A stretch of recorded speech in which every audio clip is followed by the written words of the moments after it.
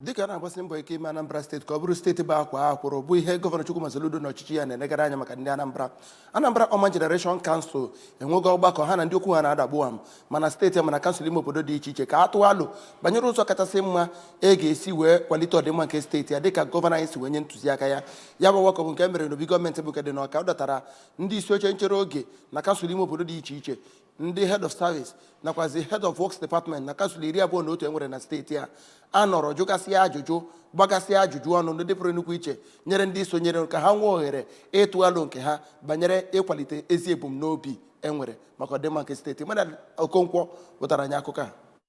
okwu na ya bụ ihe mmemme nke mkparịta ụbụbọ ya bụ onye ji ọkwa executive chairman nke Anambra Urban Regeneration Council bụ architect Michael Okonkwo kenere nnọọ gọvanọ Chukwuma Soludo maka inwe ntụkwasị obi n'ebe ya bụ alaka gọọmenti nọ inye ha ya bụ nnukwu ọlụ ịhụ na mgbanwe pụrụ iche na mpaghara niile nke steeti a wee mee ka steeti a chawapụ bụrụ ọkacha ibe n'oge na-adịghị anya, ebe ọ kpọkuzi ndị ọchịchị nchere oge nke okpuru ọchịchị kansụl 11 enwere na Anambra steeti ka abụ ndị ga-agbasi mbọ inye ya bụ ụlọ ọrụ nkwado ka e wee lụpụta ebumnobi gọvanọ na steeti a. N'okwu ya, onye ji ọkwa kọmishọna na-ahụ maka ogige ebe obibi bụ Maazị Felix Odumegwu ya na ogbo ya na-ahụ maka okpuru ọchịchị kansụl echichi nakwazi ihe gbasara ime obodo bụ Maazị Tony Collins Nwabunwanne chetara ndị ọchịchị nchere oge niile nwere na steeti a nakwazi ndị Anambra n'uju na ọchịchị gọvanọ Chukwuma Soludo bụ nnọọ nke ji ihe ọ na-emekpọrọ ya n'ihe gbasara ogige ebe obibi ma dịkwa njikere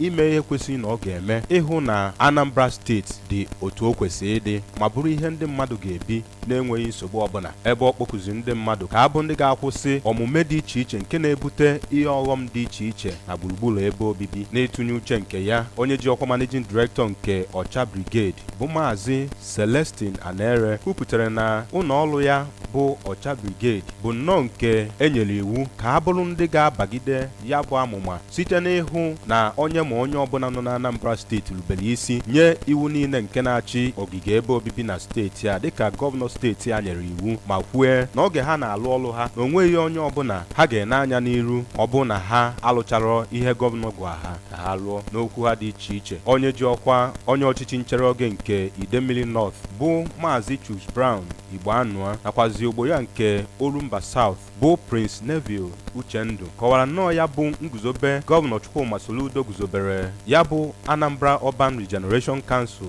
dịka ihe kwesịrị ekwesị bụkwara nke ga-enye aka ịhụ na ebumnobi gọvanọ wee nye steeti a n'ime ka ọ bụrụ ọkacha ibe na Naịjirịa bụrụ ihe ga-apụta ya n'oge na-adịghị anya, ebe ha kweziri nkwa na ha ga-enye ya bụ alaka gọọmenti nnukwu nkwado ma hụ na ebumnobi nakwazi ọlụ gọvanọ nye ha n'aka bụ ihe ga-apụta ihe. Onye ji okwu ya agba izu n'ihe gbasara ineba anya n'ihe gbasara ogige ebe obibi bụ Maazị Godwin Ani rụtụrụ aka mkpa ọ dị na alaka gọọmenti nakwazi ndị nnọrọ onwe dị iche iche ga-abụ ndị ga na-agbaso iwu na-ahụ maka ogige ebe obibi akpọrọ Environmental Impact Assessment Law n'aha bekee oge ọbụla ha na-abagide amụma ọrụ ngo ọbụla iji wee gbanarị iweta ihe ọghọm n'ogige ebe obibi, ebe ọ dọziri ndị na-ewu ụlọ na steeti aka na ntị ka ha bụ ndị ga-akwụsị ịdị na-egwu ebe a na-eje mposi n'akụkụ ebe agbapụ mmiri iji wee kwụsị ịdị na-agbasa nyanya dị iche iche. Site n'obi gọọmenti dị n'Ọka,